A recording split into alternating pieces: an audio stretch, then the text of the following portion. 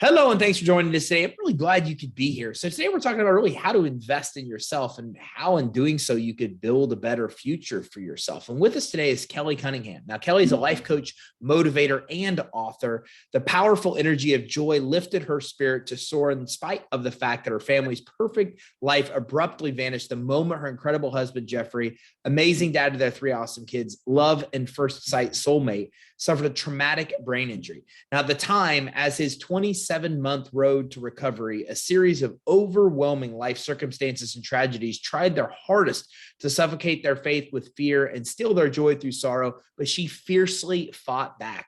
Now, through the course of Jeffrey's recovery, she's certified as a professional life coach and started Joy Inc. Incorporated, and she steadily growing an organic social media platform with over 6,000 followers on Instagram. Now, she's been invited as a joy expert to speak in several podcasts, interviewed live by an Instagram account with 46,000 followers, and their interview was one of her highest viewed.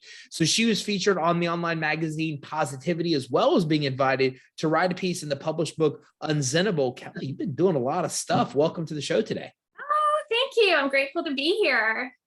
So I am curious, overcoming the adversity that you have, like, what are some of the biggest lessons that you've learned? The biggest lessons I've learned through that 27 months, through life, but definitely concentrated in that 27 months of my husband's healing of his traumatic brain injury. We had just relocated back from the US. We lived there for 5 years. We enjoyed a beautiful life. Things were going really well for us. We have 3 kids, and we decided to come back, and it wasn't really planned, not like everything else in life that kind of came up unexpectedly. We're actually headed to California to live. We were looking for homes. We were so excited about the transition, and we had come back in 2015, and we had found out that there was a lot of things going on in our family. There was divorces going on. There was cancer being diagnosed, and we're usually a huge support unit, and we're big on family first, of course, and no one was telling us anything because they didn't want to bother us. So we, took a 180 and turned ourselves in the direction of Canada. We came back to our roots, settled in, and tried to have the same enthusiasm and joy that we had when we moved to the States and reestablish our life here. And within a month, Jeffrey had a traumatic brain injury. And it pulled us all sideways, and to great, before you picked me up off the floor, then I got my footings, and I started to dig in to a strong stance of faith. I turned to joy. I can't imagine getting through it without tiny moments of joy, drawing on happy moments from the past, giving me that strength and energy to move forward when everything was stopping us. We had no control. So to gain back a little autonomy in my life during that time of constant change, constant no control, feeling like we'd stepped through a porthole into an ulterior world that looked the same, but nothing about it was. Nothing felt the same. My vibrant, successful executive husband, he could barely stand. Dizzy, all the symptoms that go along with the injury, had bleeding on his brain, and to kind of speak to the severity of it. And we were in the middle of moving again because we came to a temporary home. So everything in life was spiraling out of control, and joy brought me back and centered me into control so I could have those moments of clarity to make the best move. So through that, it seems like you invested a lot in yourself to discover this joy. I mean, what have you found in your coaching to help other people through this, where they're able to kind of invest in themselves? Right. And investing in yourself is the most important part of gaining that control back into your life, to self-direct your next move, to gain that autonomy where you feel you have control when life is spiraling out of control. So my first advice is, simple techniques. I talk about them in the book, and I encourage my clients one-on-one to really just get back into the moment. And I talk about present moment mindset. That's one of my greatest strengths, where you're not fretting about the future because we have no control over that. You're not spiraling back into the past, reliving, having that circular thought that's going over and over things that can't work out again. That story is the final story. You can shape your future in a different way by staying in the moment and present and centering yourself. And I think that's a big step forward. That's one of the main things I tell my clients is to, stay in the moment for sure. You think it's important to invest in yourself before you invest in the business? Because it seems like a lot of entrepreneurs don't do that. Like they're investing in their business and giving their business everything they have to give and then some, and not really investing in themselves to re-energize the way you're describing, to be able to pour more into the business and be a better entrepreneur. So what do you think? Is this a problem? Should you be investing in yourself before you really even think about investing in the business? I think you can do it simultaneously. And that's such a great question. I love that you brought that up, is because, we all strive for balance. Balance is key and consistency is key. We hear those terms out there all the time, but what does it really mean and how do we apply it to our lives? We apply it to our lives. And my sense is adding the joy, adding that element of joy. There is sorrow, there is troublesome times. Those things are going to come at you randomly out of nowhere, pop up in your life, and you have to handle them. You can't sit in the corner and cry. It's not, there's just no way to find a solution that way. So adding a bit of joy, elements of joy, looking outside. I love birds. I'm a birder. I take a moment to reflect and enjoy the birds outside and the conservation I'm creating in terms of having, the ability to feed them and watch them. So that's what I call a joyful moment, a me moment, my energy. So you're channeling your energy back towards yourself. So you're strengthening your inner spirit. So when you're out there in the business world and people are coming at you, you have decisions to make, you have more clarity, you're more calm, you're more centered.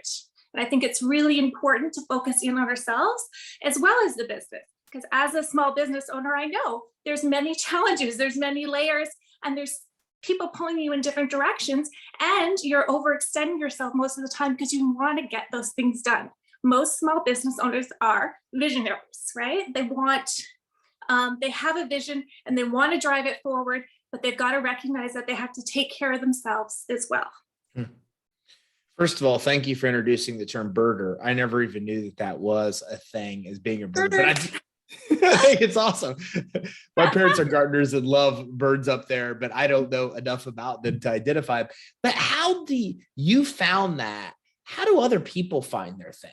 Because I don't think that the majority of us have a thing like that just we can go to that calms us and relaxes us. Matter of fact, I think it's a struggle. A lot of us, where our brains are so active, we understand we should meditate. We should do these relaxing, calming things. And we don't. It's hard for us to calm our brain. So what do you recommend to somebody that's trying to find, you're a birder. What do you recommend to one of your clients that's trying to find their thing? It's, you talk about passions, right? What are you passionate? What kind of book do you pick up? Is it a romance novel? Is it a thriller? Even taking a moment during your lunch hour to read a book or go on Instagram and watch all the cute animals on there, whatever's going to give you that moment, that tweak of joy. One little thing that I used to do when I was going through that 27 months is I had two little teddy bears that my kids had, and they were just the cutest little things. I kept them in my purse.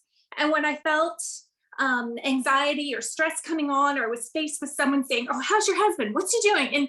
And you're having to combat all of these things going on in your life. I would look in there and I would see them, and they would give me a moment of joy. So it's the little tiny moments of joy that can balance out your day to give you, I call harmonious balance. I talk about that in my book. And it's, a balance. It's like bejeweling a balanced life, adding harmony to it. And joy is that harmony. Because if you're always in the sorrow, always down in the dumps, you're not living a balanced life. You're not directing yourself to have a holistic, healthy life. You're directing yourself on one side of it. You need to see the full picture, and that includes joy. That includes finding it. Joy is in us all. I say it rests in our heart. It's waiting there for us to retrieve it.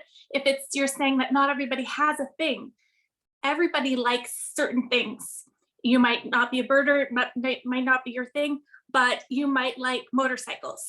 You might like, nature walks. All of those things are going to perpetuate that feeling of joy. They're going to trigger those happy hormones, which are going to release into your body to lift your spirits, to combat that stress and anxiety, and move you forward in your best possible direction.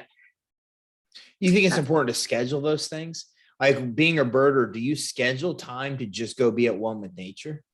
Tiny moments. I don't. Sometimes I'm consciously encouraging my clients who are like you, who are challenging. Well, there's nothing that brings me joy. I'm just in the dumps, and that's the way it's going to be. And so it's pivoting your thought process and your direction towards something that maybe you don't think it's bringing you joy, but it's something that you might put a smile on your face, and definitely take some time, or say like before a meeting, take a moment. I call them, again, my energy, me moments, and just rest on what you're grateful for. Anytime you're, thinking of what you're grateful for, what you're blessed about in life, it's going to add an element of joy. It's going to lift your spirits, and it's going to give you that strength, that inner strength to soar and move forward, and again, into your best possible direction. What happens when you do this? If you can really figure this out, like how have you seen it affect your life and the clients you coach, especially like business in general? Yeah, I'm high on life. Like I'm not a drinker. I'm not a smoker. I'm not, I'm super healthy for my age. I'm, doing great in terms of those things. And I accredit all of it to the power of joy, tapping into that energy when I'm in, the grocery store and the lineup's longer. I didn't anticipate losing that amount of time. You had to be somewhere, you're on a schedule. And instead of stressing about it in the moment or getting anxious, I turn to whatever's going to bring me joy.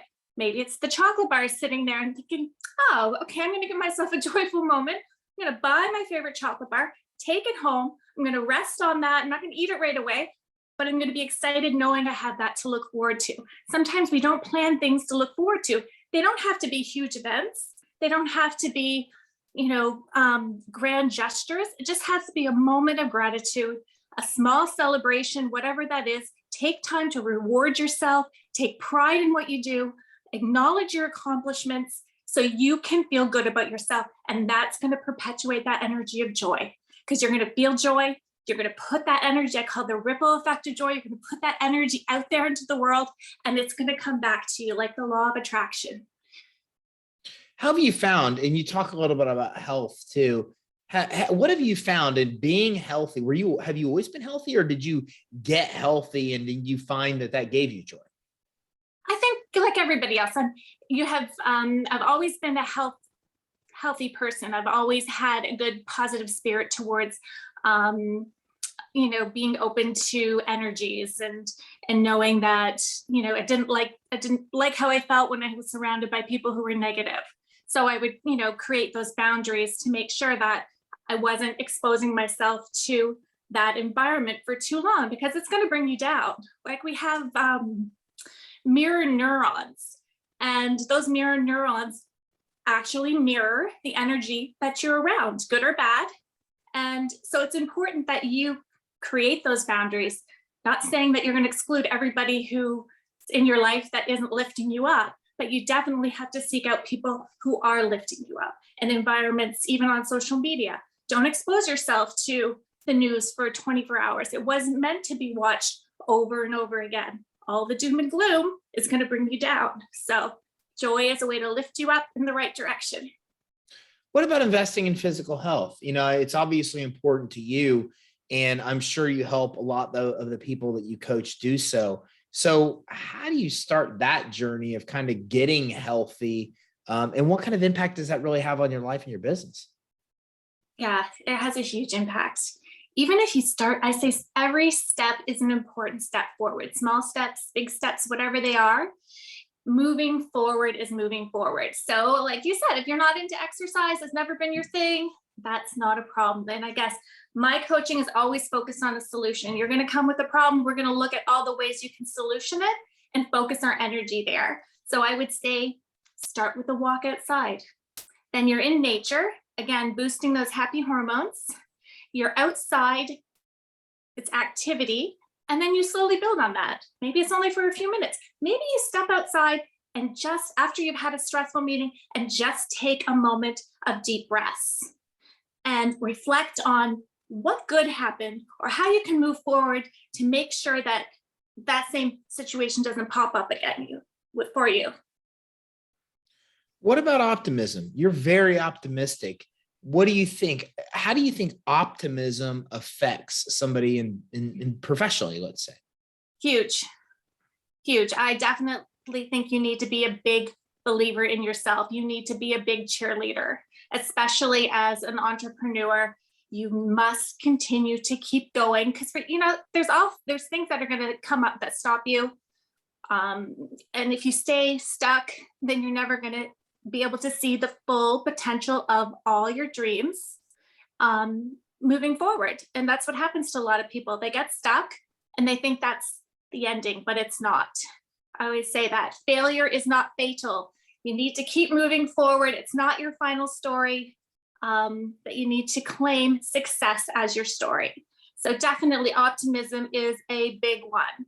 And part of life coaching is cheering people on. So that's what I do. And that's what makes the big difference in them recognizing how important they are. And I believe everyone is important. I believe we all have gifts.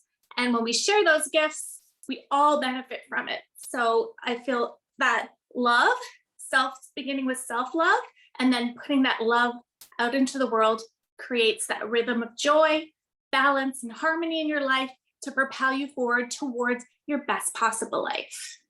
What if you don't? I mean, what about people that don't have that self-love? How do you help them find that? Yeah, the book gives many simple tools.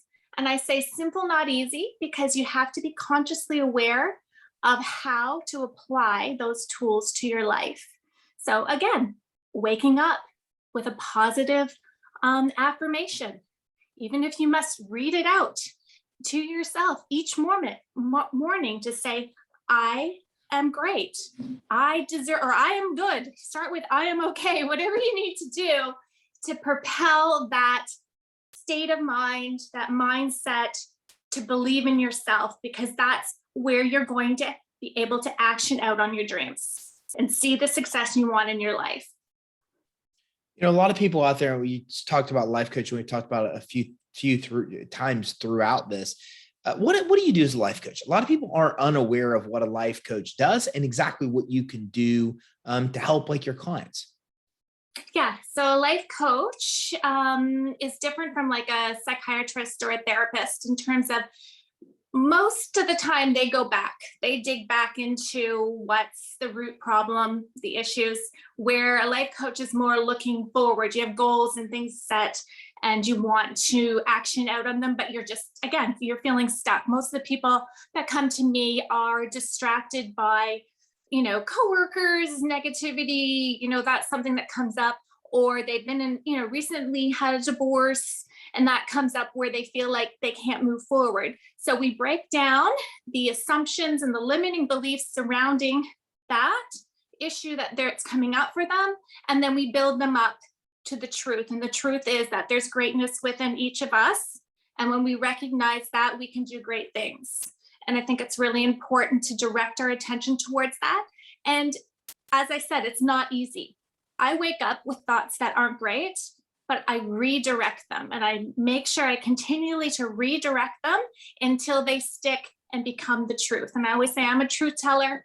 Everything I'm telling you, here's the truth. And I think if you sit for a moment and reflect on this encouragement, you'll recognize that it is the truth and that holding on to negative limiting beliefs is distracting you. It's not helping you.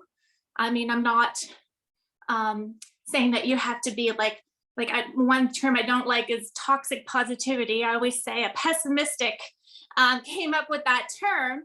It's more complementary to someone who is a realist. They're seeing both sides of it, whereas someone who's pessimistic is only seeing the dark side of it, there's no way to find a solution side of it. So I really implore you to move forward with just tiny little moments where you're thinking positive. I can do this. I will do this. And you know what? If 10 minutes later you don't believe it, tell yourself again. It's all about reframing and pivoting your direction in life towards what you want to see. If you sit there and sulk and you're sad about your situation, life will feel sad and you won't have any momentum to build you up to move you forward. And I know there's troubles. I've been through so many layers of emotional heartache and setback during that time. I had several individuals pass away during that time, close people I loved so much, my support unit. One of my aunt who was a huge support in my life during the time, and she got diagnosed with lung cancer 2 months after Jeff's accident, and she passed away a year later. There's just so many layers. My best friend's husband died of cancer during that time, and I couldn't be there for her, even though I had been supporting and helping her for 3 years. We moved from Arkansas. We're in Canada. I couldn't be there for her. Those are challenging situations where I decided to find a solution. So whatever it was, if she needed me in the moment, I'd take her call and that would be it. And that's the way I knew I could support her. I didn't carry any guilt. I let go of it. I gave myself the grace of where I was in the moment to move forward, to be successful at whatever level it could be. And how do you find that motivation? Because when you're down and gone through a lot of the stuff that you've gone through, that's got to be really hard to find the motivation to pick yourself up and to keep moving forward, as you say. So where do you find it? Where do you find the strength to have that motivation? Again, just redirecting your attention towards little things, little moments of joy, gratitude, lifting yourself, knowing that you're trying your very best in this moment until you learn better. Tell yourself that. Surround yourself by people who are inspiring and lifting and not draining your energy. We only have so much energy each day. We need to make sure we're using it towards something that's lifting us. We only have one life to live. Life is short, and we need to make sure we don't miss out on those minutes, even when we're faced with challenges. So I continually say it's a continual reframe. If you continually have to reframe, you will slowly start to see that you'll be reframing less, and you will be pivoting more easily and more directly towards things that are beneficial for you in your life. And you talked about goal setting, you talked about helping, especially your clients, accomplish their goals and accomplish their dreams. But, what I wonder is I see a lot of people that don't have that direction. Like they don't clearly understand where they're trying to get to. So what do you do as a life coach? How do you help them kind of establish those goals to get to strive for? I first tell them to take time to identify what they want as their end goal. What is the big picture? What are they willing to passionately drive towards? And then break it down to small steps. Those small steps could be as easy as just refocusing yourself each morning to say, I'm going to start working on my goals. And then move from there to, I'm going to action on one of my goals. Small, achievable steps. Hold yourself accountable, even if you're sending yourself a reminder that you want to get that done. Having a check-in with yourself by saying, okay, it's been a month. I haven't done what I do. Why is it? And reset. Reboot towards what you need to do. Don't look back. So you didn't do it for that month. Start again and start in a different direction by saying, okay, this month I'm going to do this differently, and learn from why maybe you didn't get. Okay, so you had a lot of things going on that month. Give yourself that forgiveness. Move forward, because holding on to that is only going to further slow you down. You need to reboot and move forward to achieve what you want to do in life. And it's so important. We all deserve, that element of success. And, my book is, The Power of Joy. the ultimate guide to living your best life ever. And I believe everybody deserves to be living their best life ever. And that's my approach to coaching too. I don't give you a pass for all the things that have gone wrong. We're turning it around to look at how we can shine in a light going forward to the things going right, and how we can make that happen with the different goals and things that we've set in place to be successful. Another thing you talked about was, the ones that the psychologists, the therapists that look at the past and figure out the root, and then being future oriented. What do you think the benefit is of being future oriented and really having the outlook of what's ahead? Again, I think it comes back to that optimism. When we can look towards the future optimistically, we can create that vision. Like I said, I do for my clients, create that dream. And I say to articulate every little bit of it. We can't accomplish a dream. We can't accomplish anything if we can't articulate what we're doing moving forward. We don't have a vision. So start with that vision. Start to manifest what that not only looks like, what that means to you, and how you will feel once you've accomplished those goals and those dreams are part of your reality. And then when you can feel it, you can see it, it's easier to find the steps. Then you say, okay, what's it going to take? So, you tap into some resources. I've listened to some of your podcasts, and those are resources for me to move me forward with some of my visions. And I'm grateful for that. So you find someone who can help you. You don't have to do it all on your own. There's so many resources out there these days. So you say, okay, well, I need to know about this or whatever it is. And then you move yourself you pivot towards that, even if it's just connecting with somebody who's an expert in that field and taking small tidbits of information, drawing them back to your situation and applying them to your goals, and help yourself to be more successful. You find other tools, resources like meditation, deep breathing. What have you found there that really is beneficial? I've always loved meditation. I think it's a refocus and recentering your energy back to you. We get distracted by other people. A lot of us, I know as moms and parents, we're caregivers. We've got so many things going on with our business, employees, whatever it may be. We don't center our attention back onto ourselves, and that's a part of self-care. And when you can center yourself back, you're more focused in on making better decisions.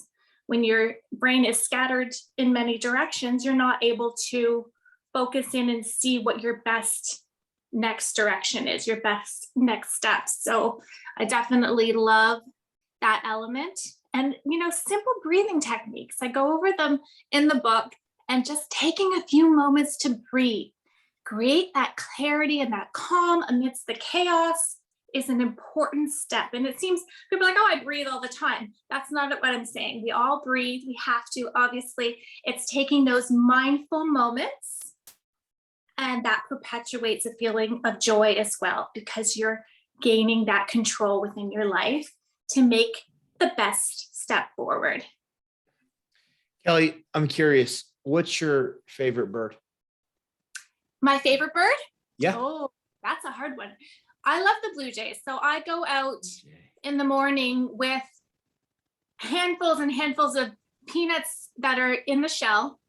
I put them in, and then I call my blue jays, and I've done it on one of my reels before. And then you start hearing them, and they just start calling back. Before you know it, I have dozens and dozens of blue jays in the yard sweeping in, and they're so cute. They don't pick up they'll pick up the first nut and not be the one. They could pick up 4 different ones before they decide on which one they're actually going to take with them. So I love to see that they're, making decisions and that they're together as a group, and it just brings me so much joy. I wonder what they're looking for. Like what makes one nut better than another? I don't know. My daughter calls the nuts that have, the longer ones that have 3 nuts, she calls them the tree nuts. She thinks they're looking for a tree nut. They shake them, and they're saying, is this one that's worthy of me carrying away, or should I wait and see what else I can find? But it's quite intriguing, and it's quite mesmerizing to watch them and hear them out there, and just bring that joy to them as well. Tell us a little bit about your book and where we can go to get it. Okay, my book will be out in January. You'll be able to get it pretty much anywhere. And it will just share more. Like, I feel like there's 6 pathways to joy. And I talk about those, I outline them, I support you through the book, and I cheerlead you on.